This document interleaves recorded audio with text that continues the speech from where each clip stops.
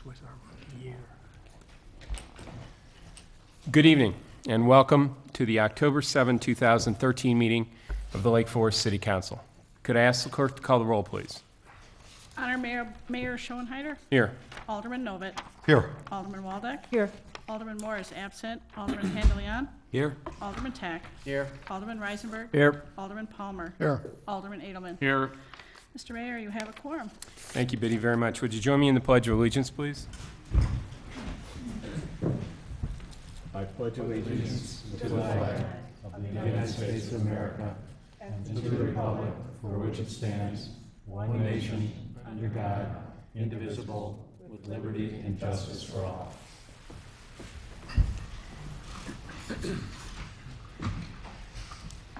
Thank you. First item on the agenda this evening is reports of city officers, comments by mayor. I have a couple of appointments this evening to make. The first appointment is to the Gorton Community Center Board. Sally Downey will be appointed to the board. She's from Ward 1.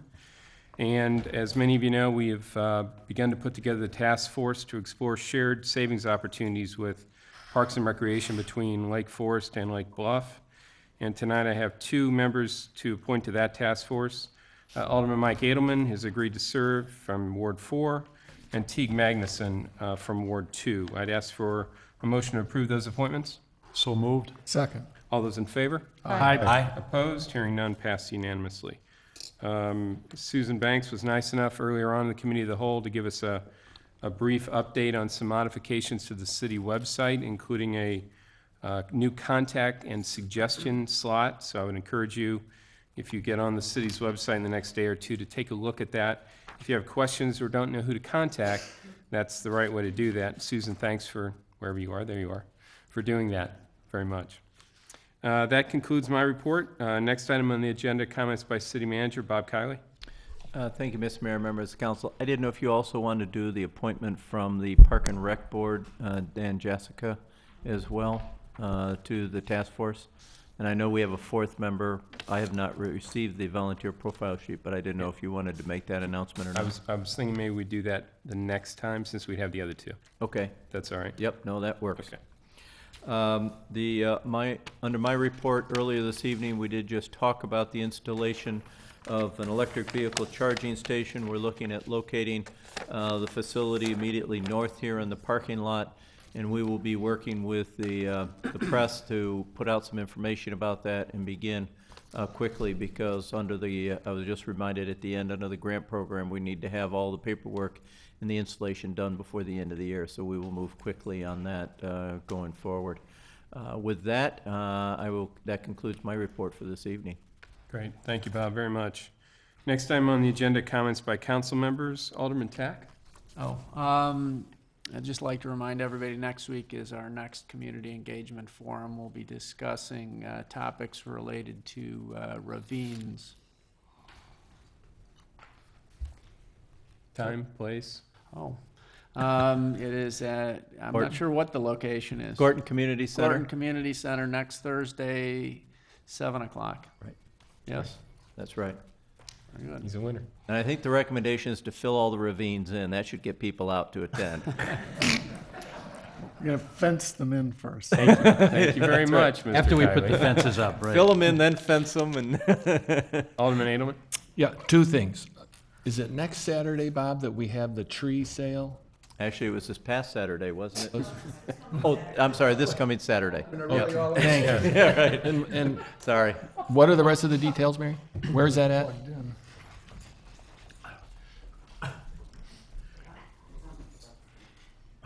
The native tree sale is this next Saturday, the 12th, at Elua Farm from 9 a.m. to noon.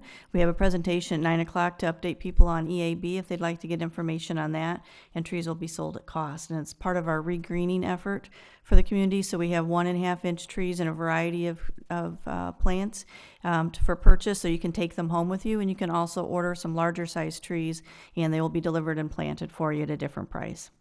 Great, Thank you. thanks. Second item, this past Saturday, 4 o'clock, I was finishing up on the 18th fairway when the sirens went off. And I got into the clubhouse when the mother of all monsoons hit. And I was pinned down for 30 minutes, and then as I'm exiting, I could hear the sirens. And as I got to the end of the driveway, I could look down Deer Path and see 2 cars submerged under the 41 Deer Path underpass. So my question is, what's a time frame on that? And when they do the new pumping station, will it be able to handle a deluge like we had Saturday? That would be the design, Alderman. Where the state is right now, they have done, and maybe I'll ask, is Bob Ells in the back? Oh, there's Bob Ells. If you could come forward, Bob.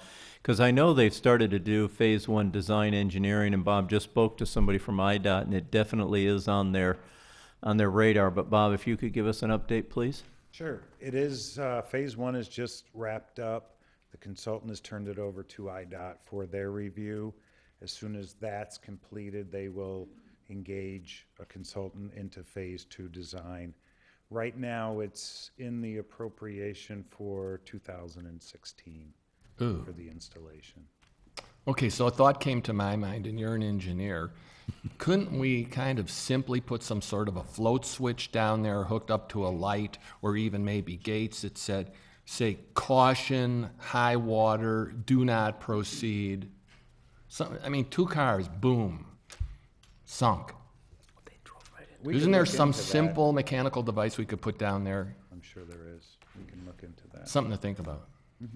Yeah, because it happens very quickly, is what our experience was just this past weekend as well, because it wasn't even as much when the rain was going on, but shortly as the rain was almost ending, that it quickly filled up. So we can definitely take a look at something.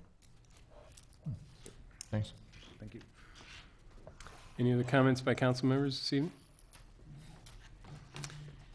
Hearing none, move on to the next item on the agenda, opportunity for citizens to address the city council on non-agenda items. Anyone care to address the council on a non-agenda item this evening? Seeing none, thank you. We'll move on. Items for omnibus vote consideration, item number 5. There are 7 of them. I will read each of them individually. We'll take all of them as a group unless any alderman would like to take any one separately. Item number 1, approval of the September 16, 2013 City Council minutes. Item number 2, the check register for period August 24 to September 27th. Item number 3, approval of a use agreement for the Wildlife Discovery Center. Item number 4, consideration of ordinances approving recommendations from the Zoning Board of Appeals. First reading and if desired by the council, final approval. Number 5, consideration of an ordinance approving a recommendation from the Building Review Board. First reading and if desired by the council, final approval.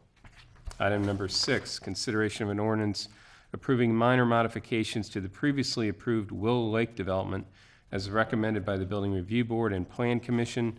First reading and if desired by the City Council, final approval. And item number 7, consideration of an ordinance amending the city code relating to certain alcoholic beverages, amending the Lake Forest City Code. First reading and if desired by the City Council, final approval. Any item wish to be taken separately? Mr. Filippini? Thank you, Mr. Mayor, members of the council. On page, regarding number 6, the Willow Lake matter, if you notice, the resolution or the ordinance does include in its recitals a reference to the modified plat, but we don't have the specific approval of the plat in the ordinance. So I would suggest on page 60 of the packet that section 2 be revised to reference that the city council authorizes and directs the appropriate officers to execute and attest the re-subdivision plat upon final review and approval. So with that change, and I'll provide the specific language to the clerk, we can move forward with that one as well. Could I actually follow up on that? I couldn't tell from the information we were given exactly what was changed. I will defer to Not that it, Director I of mean, I Community have no Development. doubt that it was well considered. I just couldn't figure out what it was. There were slight property shifts of just a few feet to accommodate the new house design. The most significant change was right at the entrance. The lot immediately adjacent to the entrance was very close to that entrance road because of a tree preservation area. The ash trees within that tree preservation area died, so we shifted that, which really makes the entrance much more welcoming. So they Thank were you. very minor. Thank you. Kathy, will the plat have to go back before the Plan Commission for final approval? The plat already was before the Plan Commission. What you have before you tonight is a recommendation in support of the minor changes. And the language that I'm suggesting is what Right. provides for that final authorization. Okay. Any other questions or comments? Subject to VIX modification, do I have a motion for approval of the omnibus? So moved. Do I have a second? Second. Roll call vote, please, Biddy. Alderman Novit. Aye. Alderman Waldeck. Aye.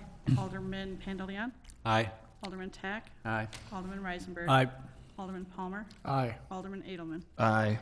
7 yeas, 0 nay, motion carries. Thank you, Biddy, very much. Next item on the agenda, ordinances. I do not believe we have any this evening. Item number 7, new business, Deer Path Golf Course Operations Report and related action items, presented by Mary Van Arsdale, Director, and Steve Skinner, CEO, Kemper Sports.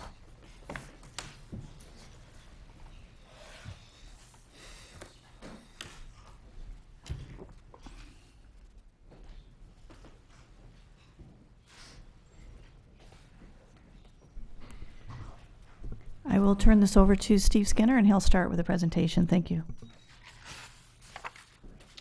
Great, thanks, Mary. I was asked to come today and give a little bit of an update both on Deer Path as well as the overall state of the golf industry. So I'm going to quickly go through some slides, and if there's any questions either before or after, please don't hesitate to ask. I'd first like to introduce with me today Rick Walrath, who's the General Manager of Deer Path, Mike Williams, our Regional Operating Executive, and Dan Cunningham, our Vice President of Development and Construction. They're also here to talk about the well item.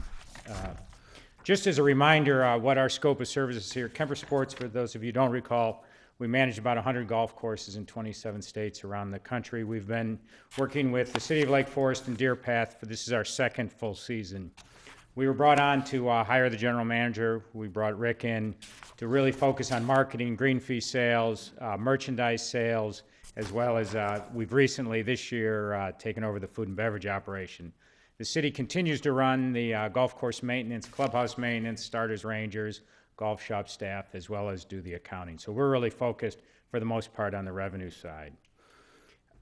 As I said, when we started, our goals really were to drive revenue, increase the course utilization after several years of declining revenue and utilizations, expand the merchandise offerings, as well as improve the overall customer service.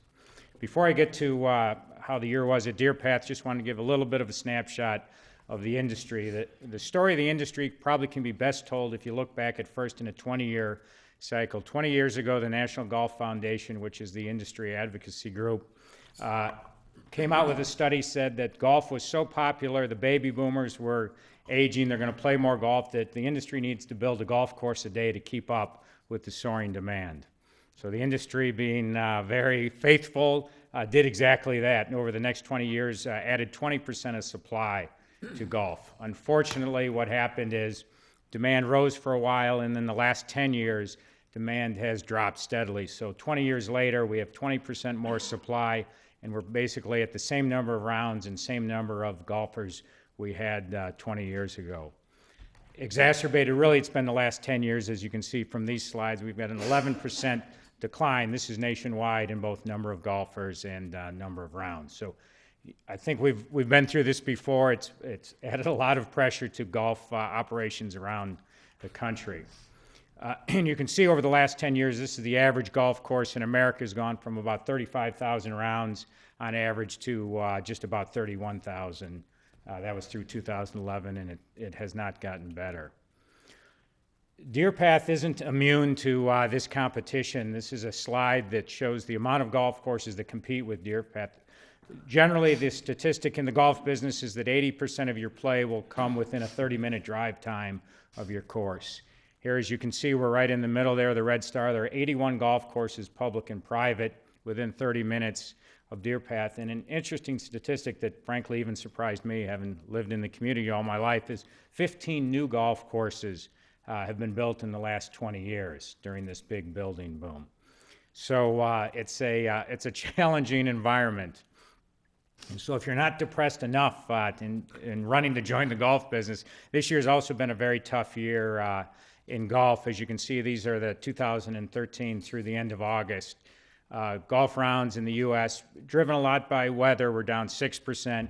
Golf revenues on average down 1%. And in Chicago, as you'll recall, we had a very tough first 6 months, down almost 11% in rounds. So it's that kind of, when you look at the business you're running, when you look at the golf courses and we see us all, it's that kind of headwinds that we're facing. But there is some good news. Not everything is bad.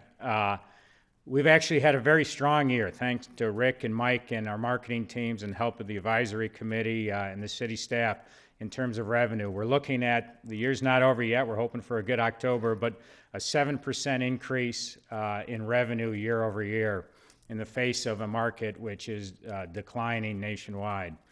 And a lot of that has been done. What you'll find is in terms of rounds, over the 2 years we've been here, we've added almost 4,000 daily fee rounds, both resident and non-resident. And what has happened, as fewer people join clubs, both private and members at Deer Path, and play fewer rounds, we've been able to add daily fee rounds as people play, and frankly, we've been able to maximize the value to the city of the dollars received for that. So we have some strong momentum. A couple of things, how did we do that? How does it come about? It really comes down to a couple of things. Technology drives a lot of it. The first thing we did, rebranded Deer Path in terms of the look and the feel, the website, all collateral materials. We've instituted a new point of sale system, new use of technology. We're using the catchword of the day in the golf business, dynamic pricing. So we're pricing more efficiently depending on time of day, day of week, looking for open spots in the tee sheet, and driving more play. We've added a lot. We've had new tee time distribution channels, largely through the internet, online. Increased member communication. Hopefully those of you in the community, golfers and non-golfers, are seeing a lot more activity out of Deer Path in terms of emails, in terms of offers, new programming. We've enhanced the membership offering, still trying. The members are still a core piece of the business at Deer Path and will remain so, a very important piece of loyal customers. And we've also instituted a True Review, our True Review customer survey platform, which we're constantly communicating with golfers, understanding what their needs are and what's driving them. We've also made some other improvements to the property. We remodeled, I'll call it, refurbished the pro shop. So that led to a 43% increase in merchandise sales off a small number, but we're able to drive additional dollars there. The Golf Advisory Committee, I should have mentioned earlier, has been very helpful in helping us think through problems, come up with new marketing ideas, but also being a conduit to the golfers and the community and increasing that communication going forward. You may have heard about the new Tee Time program. With the support of the Golf Advisory Committee, I would say we altered the permanent Tee Time program a bit, where we're allowed to sell. Our most valuable times we have to sell are Saturday and Sunday morning, as well as Fridays. And in the past, the Deer Path did not sell. When a permanent Tee Time holder didn't show up, the Tee Time just went unused, no revenue generated. And this year, working with the Golf Advisory Committee, working with the members, we're able to sell those times for no-shows, and has resulted in substantial increased revenue.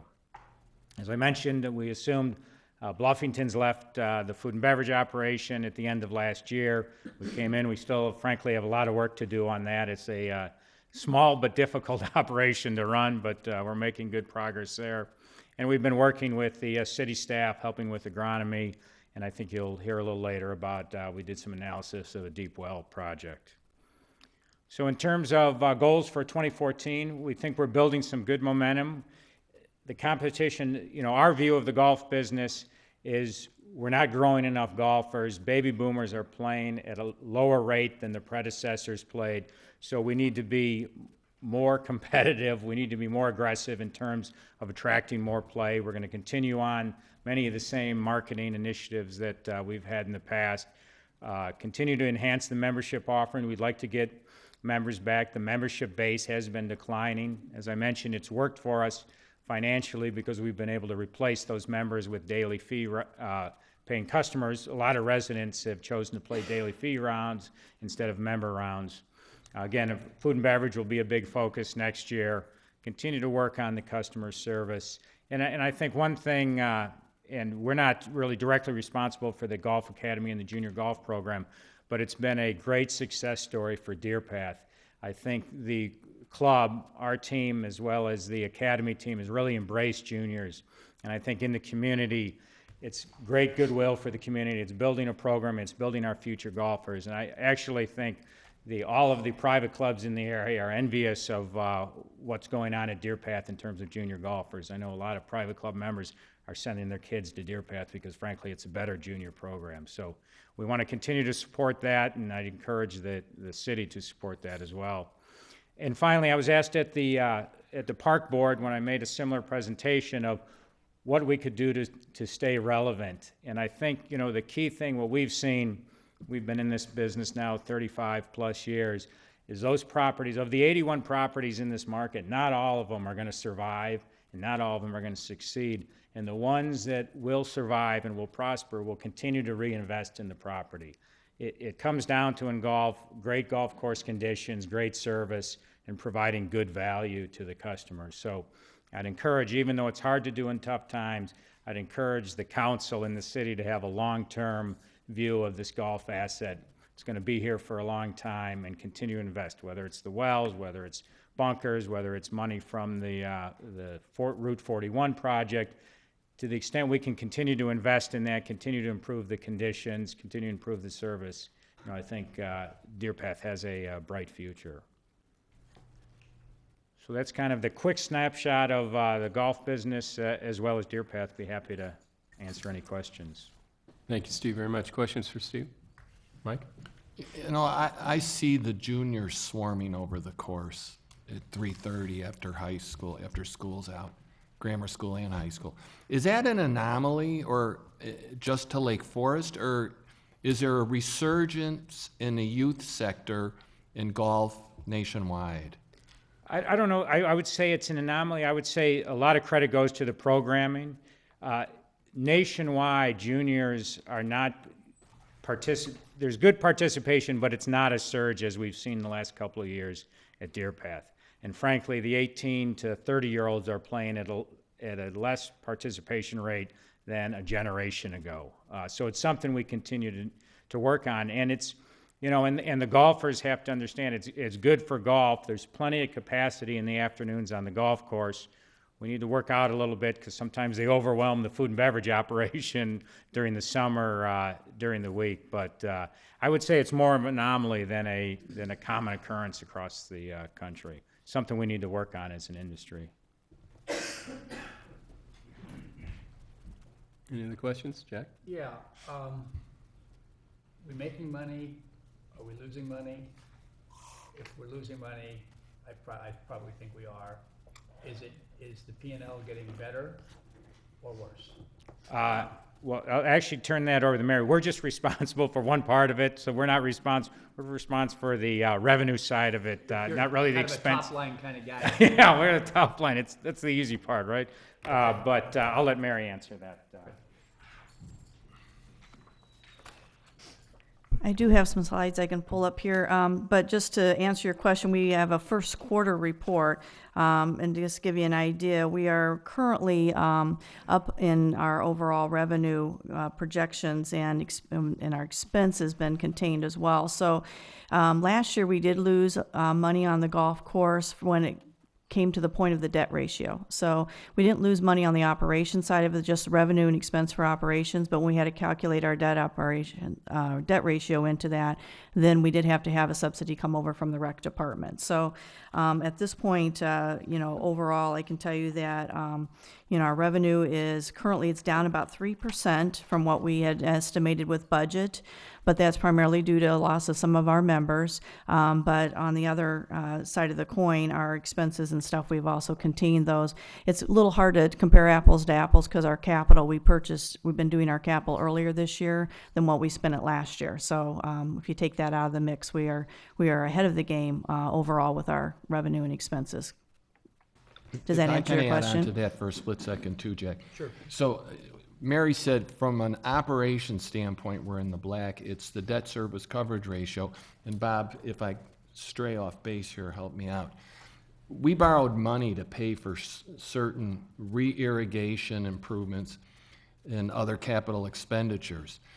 And we borrowed the money outside, and there's a debt service ratio requirement. I'm not sure if it's 1.2 or 1.25 to 1. But consequently, in order to meet our debt service coverage ratio, the city has to transfer money from the general fund to the Gulf Enterprise Fund so that we meet our debt service coverage ratio. If we borrowed the money with no debt service ratio, with no coverage, it's at a 1.0 instead of 1.2 or 1.25, we'd be in the black, correct? 2.25. Maybe I'll ask Vic to explain the debt requirements. Yeah, the type of financing we used is known as an alternate bond, and statutorily to take advantage of that type of financing, you have to have in your revenue stream that is pledged a 1.25 coverage. So the upshot of it is that, as Alderman Edelman said, if we were just at a 1.1, if we just had to cover our debt, we managed to do that. But because of the statutory requirement, we did need to supplement that to show that we had the monies in our debt payment fund. And in order to do that, we needed not only the revenues there, but also a supplement from the rec department. Those monies didn't leave the city, they just have to be demonstrated to be available in the debt service fund. So, translated, if I said, we're making money at a variable level, but when you throw in fixed costs, we're losing money? I think if you put it just in terms of real dollars, we are covering our debt and we are slightly in the black on our operations. But it's when you look at the additional legal requirement, we've had to just transfer money, and if you will, it's sort of like in a guarantee account. It's not something that we give to anybody, but we have to show that we have it. Okay. By the way, I'm in favor of Deer Path. Just go. I've got no personal agenda here. I just want to let you know that, Mary, okay? Lake Bluff, anecdotally, we think is doing how? The Lake Bluff Golf Course? Anecdotally, they are having a more difficult time with their performance, and so we have greater rounds than they have, and they are subsidizing their course substantially more than Deer Path. Mm-hmm. Okay, thank you. Yeah. Any other questions for Steve while he's up here, or? Steve, can I just ask you, and I don't know if this is a question for you or Rick, but I know the tee time changes, and Alderman Edelman will remember this, drew a lot of interest from our members and golfers out there. You alluded to it, but what kind of revenue have you generated with the new program, with people having to tell you whether or not they're going to play or not play now and being able to resell them? I'll ask Rick, so you get the right answer. I asked this question specifically so Rick would have to come up and introduce himself to everyone. Bob, I appreciate that. Probably the best way to describe that, rather than actual revenue dollars, is in utilization. The utilization of the golf course has increased on Saturday and Sunday from last year to this year by over 10%. I believe the number is around 63%. And we've seen a dramatic increase in the utilization. And after, I'll be doing further analysis in this offseason on exactly what the dollar revenue generation was on using these times that had been permanent tee times. But just that increase alone on the weekend utilization has just been absolutely dramatic from this year to last year. And I'll attribute that directly to the new policies in the permanent tee time program. Any other questions? Mary, do you want to spend a minute? Thank you very much, Steve. Rick, thank you. Yes, so I'll move on to the agreement then? Okay. Just so the second item we had on here was staff were seeking approval to move forward with the third year of our agreement with Kemper for them to provide the operations manager, assist us with marketing and improving our financial condition, as Steve just did a pretty detailed report on that. So this would be the third and final year of the agreement that we have with them. And it was brought before the Park Board and the Golf Advisory Committee this last month, and they unanimously supported continuing to work with Kemper Sports for this final year. So that would be for the 2014 golf season. So that is what staff is seeking support for tonight. So moved. Second. Can I ask for any other, before I do, any other questions for Mary before we take it to a vote? I might ask for any other public comment on the Kemper agreement. If not, I will ask for a motion. So moved. Second. Roll call vote, please, Biddy. Alderman Novit. Aye. Alderman Waldeck. Aye. Alderman Pandeleon. Aye. Alderman Tack. Aye. Alderman Reisenberg. Aye. Alderman Palmer. Aye. Alderman Edelman. Aye. 7 yeas, 0 nay, motion carries. Thank you, Biddy, very much. Mary, thank you, and thank you to Steve and to Rick and your teams. It's been a great year. We're pleased to have the ongoing relationship and the partnership we have with Kemper, and I look forward to a great 2014. Thank you very much. Next item on the agenda, approval of an agreement for professional services with McMahon Associates to develop a preliminary design and propose a guaranteed maximum price for the construction of an irrigation well at Deer Path Golf Course, presented by Michael Thomas. Thank you. Good evening, Honorable Mayor, members of the City Council. This evening, staff is requesting City Council approval for professional services for an engineering firm the city has worked with for, since 1996 when we were developing our new water plant. The idea is for them to, over the next 60 days, develop what's referred to as a guaranteed maximum price to install a water well at Deer Path Golf Course. This would be under the premise of what we refer to as a design build. So they, over the next 60 days, would take design drawings, engineering to a 30% design level. They'd go out and seek quotations. They would bring those quotes back to us. We would have some comments and work with them on preferred vendors, people that we've worked with in the past. They then would come back to you at your City Council meeting on December 2nd and present what's referred to as a guaranteed maximum price. No change orders, guaranteed price to have the water well installed at Deer Path Golf Course. At that time, you can choose to proceed with it or you can choose not to. You're not obligated to do anything under this agreement. This agreement simply allows the engineering to occur and for McMahon Associates to, again, be able to present to City Council a guaranteed maximum price. If the well construction was to proceed, we would want to see that to begin early January. The well itself would be dug during the months of January and February. In conjunction with this project, a restroom would be installed as well.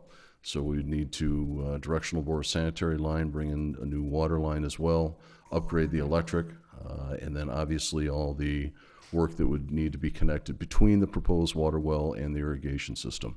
So that gives you an idea of the scope of the project. Again, the staff's preference is to have this work done over the winter months when the ground is solid with frost and does least amount of damage to the golf course. So with that, if you have any questions, I'd be happy to answer anything. Questions for Michael on this? I'm not sure who some of my questions are for. They're sort of a lot of numbers type questions. Just a general question though. What was the last thing we spent $1 million on at the golf course? Actually, what we're paying the debt on right now, the irrigation system that's currently in place, plus improvements to holes number 2 and 18, 17 and 18. So that was, boy, I don't remember, 15 years ago, approximately. Maybe 13, because I think we got about 6 years left on a 20-year note. So, and if the plan here is if the well goes forward to issue some more bonds to pay for the well, so there's no cash coming out of the city's coffers per se, we're borrowing all the money. What does that do to this debt service coverage ratio issue that was an issue for the golf course last year? The projections that Elizabeth has put together would include a very similar financing structure to the way that it was done 15 years ago, or 20 years ago. Well, she can speak for herself. Okay. I'm just going to bring the sheet up. And there are a couple of options. As Mike said, we don't have to decide that tonight. You can decide that December 3rd, but basically an option would be to go out and get a loan very similar to what we did when those other course improvements were done. Number 2 would be to have the general fund loan the money to the golf course fund, because then you could probably, as the chart shows on the screen there, look at probably 2.5% versus 4%, which would be a conventional loan. And then the third would be as if the city wanted to give a no-interest loan to the golf course to help pay for this. But the way that this debt has been structured creatively by our Director of Finance is that basically we would look at having the balloon payments occur once the old debt goes offline. Is that 2013? I'm sorry, 25. When that goes offline. And so we'd just be layering the new debt on top of the existing debt that is going to be going offline. But in any case, maybe except with if the city loans the money, we would still need to have the 1.25% coverage, I would presume. Yeah, under option 1, it would actually increase the debt service coverage requirement because the 125 coverage ratio would apply to the additional debt. Whereas under option 2 and option 3, if the city opted to internally finance that, then that debt service coverage requirement would not exist. Okay. One of the things I noticed as I was looking through the numbers is that it's pretty sensitive, the outcome of this is pretty sensitive to the upfront cost of the well. It looked like there was a range from about, and this, by the way, are there significant additional maintenance costs associated or likely to be associated with the well? No, there should not be. Okay, because I noticed there was nothing in the financials about any additional maintenance cost. It was just principal and interest payments. Correct. So, assuming there are no additional maintenance costs, which I wouldn't think, even if there were some, it wouldn't move the numbers that much. If the cost comes in at $1.2 million, the golf course is spending something on the order of $30,000 a year more per year in debt service than it's currently paying in water bills to the city. On the other side of that, if you get the cost down to 900, so take it down by 25%, and you maybe assume that the water rate grows at more than 2.5% a year, all of a sudden you're probably awash. There's probably no net additional cost to the city, to the golf course, from an operational point of view, to having this, the financing cost to pay for the well. So it's almost costless. So I guess my message is I'm totally in favor of this study, but $1.2 million doesn't really work very well in my mind, but 900 works fine. And so I think they ought to be given a target to figure out how to do this for $900,000 or less, rather than saying, what's your guaranteed maximum price? Because then, they're going to be thinking, well, they think $1.2 million, so let's just bring it under that, we'll be successful. That, I think you should push them a lot harder, Okay. and give them a real target. We can do that. We can absolutely do that. Which leads into the idea, just as an alternative, and I don't know the necessity, but for the washrooms in it, could there be a projection with the washrooms and then removing it, just to see what the alternative is? We can Although, do that. there's porta potties out there now. Didn't know, not a golfer. So, Right. I'm not much of a golfer either, but I've used the porta potties. Don't know. It's not an ideal situation, but Alderman, we can break out that cost so that Yeah. you can at least see it. And I think Alderman Pantalone, I think the beauty of this process is, and Mike and Bob Ellis can tell you, is they get to sit down with McMahon Associates and the various subcontractors who will be bidding on it. And I think the beauty is that you're able to have a conversation with the subs who will be working on it and say, okay, is there a way we can knock $100,000 off this? And they may come back to you and say, yeah, if you did X, Y, or Z. So then you're into that more design Right. on the fly, if you will, and hopefully try and bring that price down. So, I like the idea of sort of pressing our advantage here a little bit at a time when other people are being forced to cut back. All of a sudden, we're improving the condition of the course, we're improving the sanitary conditions on the, out there for the people who have to go to the bathroom, and, it's a really nice course, and all of a sudden you find this porta potty out on, out of the ninth hole. It's just it's a disconnect.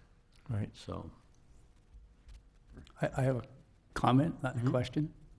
Is it all right for comments, or is it a little too early? I'm in favor of the deep well. I'm in favor of the bathrooms.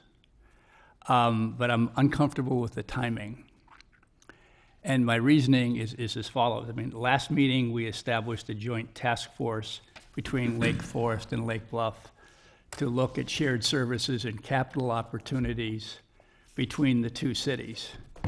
They haven't had their first meeting, and now we're approving almost a $28,000 expenditure to take a look at doing all the preliminaries before we build the well.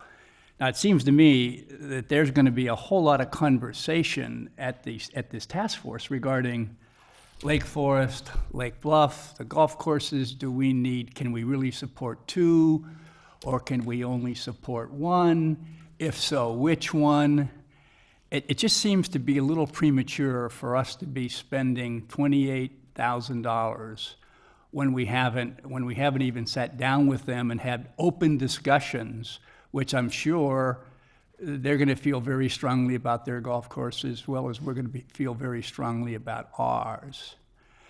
Number two, it seems to be somewhat inappropriate. I mean, if I was sitting across the table from Mike Edelman, and I knew that he kind of on a preemptive basis just spent $28,000, I mean, how would I feel about the open and honest discussion that we're going to be having about whether one or both of the courses, or whether one of the courses should be closed, and then which one? So, I mean, to me, it's a question of timing, and it's inappropriate to move. I mean, we haven't had this like forever, and to move forward with it right now, given the fact that we're going to have these task force discussions, just seems to me to be inappropriate. Next year at this time, sure. Would I vote for it? Of course. I said I would at the beginning of this thing. It's a question of timing for me. Any other comments from council? Is there an issue about closing either course? I mean, we have bonds that I think are paid for by revenue from our course. I don't see how it's an option for us to close the course until those bonds are paid off. I guess along that line, we have no idea where this task force thing is going to lead, and to start making operating decisions on a day-to-day basis, assuming that something is going to happen in this particular area of Parks and Recreation when we haven't had the first meeting yet. I mean, I think you got to keep running your business and not assume that anything's going to happen in any particular area until it actually does. Also, as a banker, I'm very sensitive to interest rates remaining low. I don't think that's going to be there much longer. So on that reason, if we're going to have to finance something, I think moving sooner rather than later is sensible. If I can just add a comment or two. I don't think it's a zero-sum game, one golf course versus the other. I think the market's big enough for both golf courses. I think Lake Bluff could possibly benefit from the professional services of Kemper, as we have. I think there's synergies. I mean, I'm getting old and I'm not so creative, and yet I came up with a couple of paradigms where we can have cross promotions between the two golf courses that help generate additional cash revenues for both golf courses.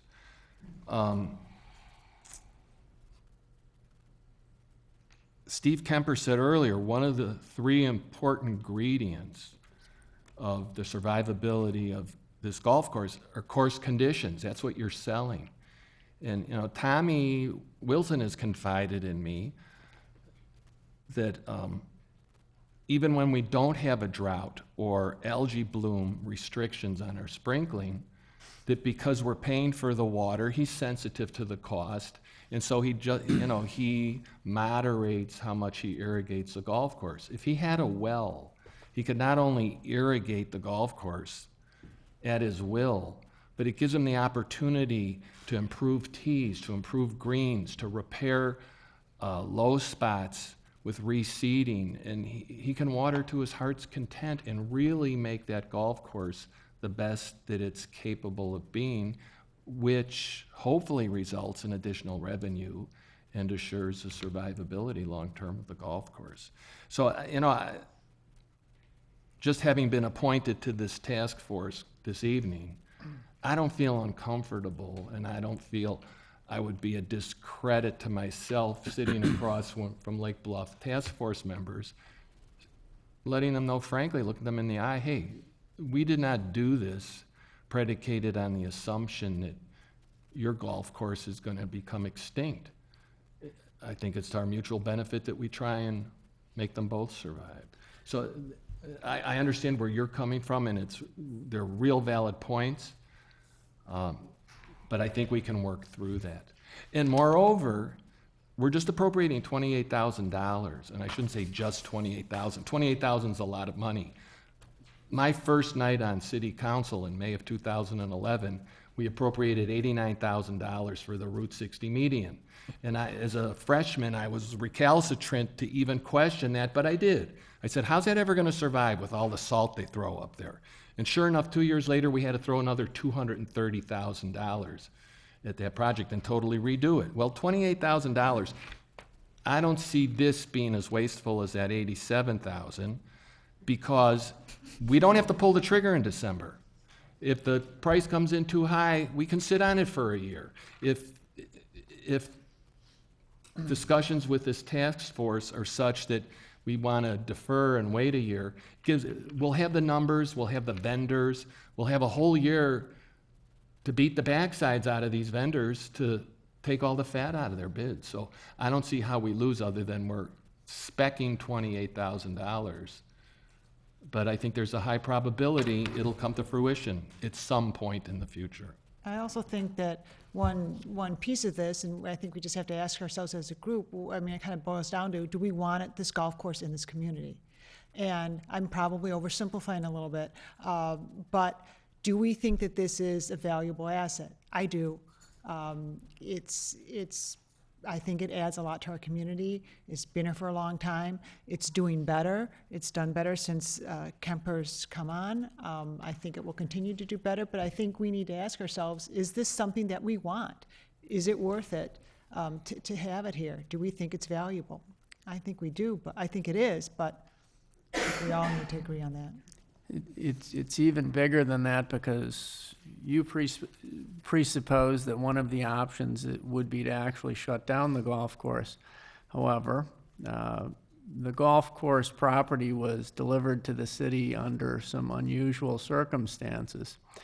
And I think that when you look at it, it is highly unlikely, knowing the nature of those circumstances, that people in the city would support the notion of shutting down the golf course and turning the property back to the donors to do what they would like to do with it. I mean, that land was given to be a golf course. That's the only thing it will be under the city's guidance. Am I not correct? The deed language, and I don't have it in front of me, basically talks about parks and recreational purposes. So I guess, and I don't want to play attorney, but I guess you could say as long as it continued to be a quote-unquote park or serve some other recreational use, we could do that, but there still would be a cost to maintain and upkeep the property. Or, you're right, we would have to return it to the donor family that is still around in the city of Lake Forest. Any other comments? If not, I think I'd be happy to entertain comments or questions from the public. I think you've got a pretty good sense of the majority of what you heard from the council. If anyone would like to come up and make a comment, you're welcome to do so. Would you identify yourself, Mr. Newman, and state your address? Who's that stranger? Yeah. Good evening, everyone. My name is Tim Newman. I live at 765 Highview Terrace. I'm a member of the Deer Path Golf Club, and I'm also a member of the Golf Advisory Committee. And I think I speak for the entire committee, even though tonight is not a vote for approval of a well, to urge you to move forward as soon as you can with a well project. One of the course conditions is the one variable that we can control, and it's not in our control right now because of weather and water shortages. This year was an algae bloom, and that restricted the course's ability to deliver water to the course. So I think when you look at the courses around us, they all have wells, so we are at a distinct disadvantage, and it's a disadvantage that can be fixed. And I would also urge you that the immediate reaction is to try to take a knife to the total cost of the project. And part of what we're doing here is restrooms that are commensurate with a course of this type. And we've heard many complaints that the women who play the course can't stand the portalettes. And so if in the future we're attempting to attract additional golfers, some of those golfers are going to be women, and we should have the adequate facilities for everyone's comfort. So I urge you to move forward with this. Thank you. Thank you, Tim. Any other comments? If not, I'll take it back to the council for other discussion, or I'm happy to entertain a motion. I move that we move forward with the project. Do I have a second? Second. Roll call vote, please, Biddy. Alderman Novit. Aye. Alderman Waldeck. Aye. Alderman Pandeleon. Aye. Alderman Tack. Aye. Alderman Reisenberg. Aye. Alderman Palmer. Aye. Alderman Edelman. Aye. 7 yea, 0 nay, motion carries. Thank you very much. Next item on the agenda, additional items for council discussion. Any others to be brought up this evening? Anyone on council? If not, I'll ask for a motion to adjourn. So moved. Do I have a second? Second. All those in favor? Aye. Opposed, hearing none, we are adjourned. Thank you very much.